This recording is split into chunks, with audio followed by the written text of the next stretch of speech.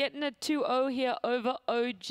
Is it feeling good after the opening series not going the way you guys wanted it to?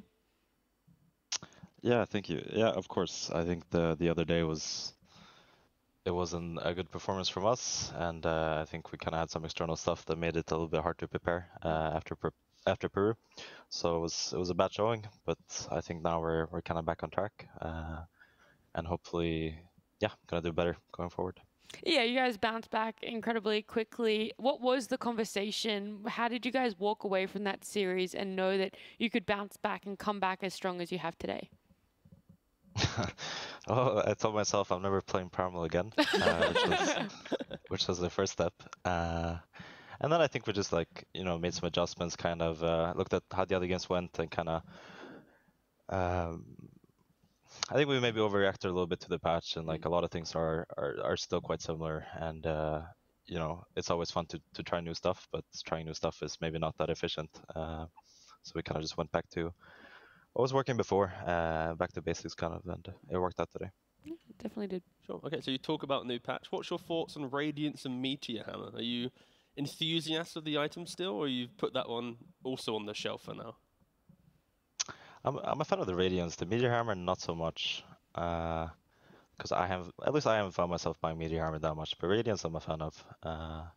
So we'll see. I mean, I think it's fresh, right? So a lot of people are experimenting, and I think it still kind of remains to see what's viable and not. But that's the process, especially playing in a season that goes over a period of like 2 weeks. I think in the beginning it's like people are trying stuff, people are playing different things, but then as the season progresses, I'm sure more teams will end up playing similar stuff, and the meta will kind of be established, I think. Sure. And also in that game, we got to hear a listening where miCke was saying, "What can you do?" after he deleted his manta in an unconventional way.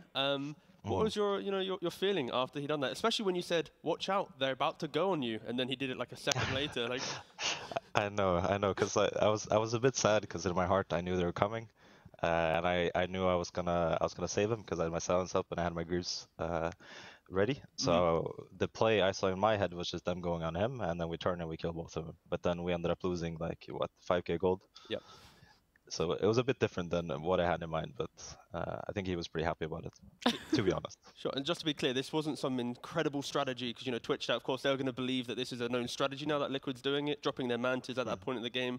You can confirm that this isn't some pro TI level winning play that you're making here to bait them into a deeper fight. I think it could probably be interpreted as one of the highest tiers of disrespect imaginable in a game, but it was also, I think, an accident. So let's not go there, at least not today. That's fine. Mantas, they can get confused. Oh my god. All right, hi Zai. I wanted to just take a little rewind back to Lima and ask, how was it like playing with Jabs? How big is his ego now he's won a series on the main stage? Has that affected anything between y'all? I'm not sure. I know he spotted a couple of players in EU pubs that stole his nickname, so he was kind of the hottest kid on the block for a little while. But apart from that, no, it was fun. Honestly, it was obviously not the ideal way for us to kind of end the major. And it was pretty sad that we didn't get to play the whole thing with Boxy. But I think the way it turned out, especially beating Talon with Jabs, is a pretty magical moment for us and for him especially. So I think with how weird of a situation it kind of was, I think it ended up pretty good for us at the end. Yeah. I'm glad to hear that. And then coming into this tour, obviously we have the new Div 2 teams come up. Oradu Thunder's looking pretty good, just beat Gaimin. What is your team's and your specifically opinion of them? Do you think they are a big threat now? Are you going to be prepping hard? I mean, I think if European DPC has taught me anything, is that you can't really count anyone out, and I think you kind of have to do due diligence with every single team in this division, because it's very competitive. I mean, we lost to Gaming, and now Gaming lost to Ordo, so yeah, we're not gonna take any match for granted, and we're gonna do our best to prepare for all of it. Yeah. Nice. And then my last question is, when a patch comes out, whether minor or large, what is your team's like?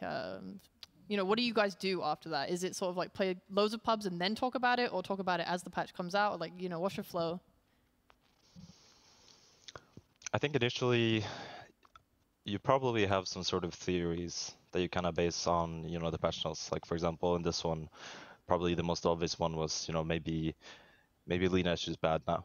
You know, maybe that's the first kind of conclusion you come to, and then I think you just play your pubs in order to find that out. Obviously, I'm not playing Lina, so I'm not finding that out, but that's someone else's job. But yeah, you kind of have like some sort of conclusion or idea that you kind of want to explore, and then I think that's what, you know, you should be playing your pubs for, trying some stuff out and seeing how big the nerfs were or how impactful the buffs are and stuff like that. All right, thank you. I do have one more question before we let you go. It is such a quick turnaround time from the major, and you guys were playing in the finals and everything, so it was really non-stop for you.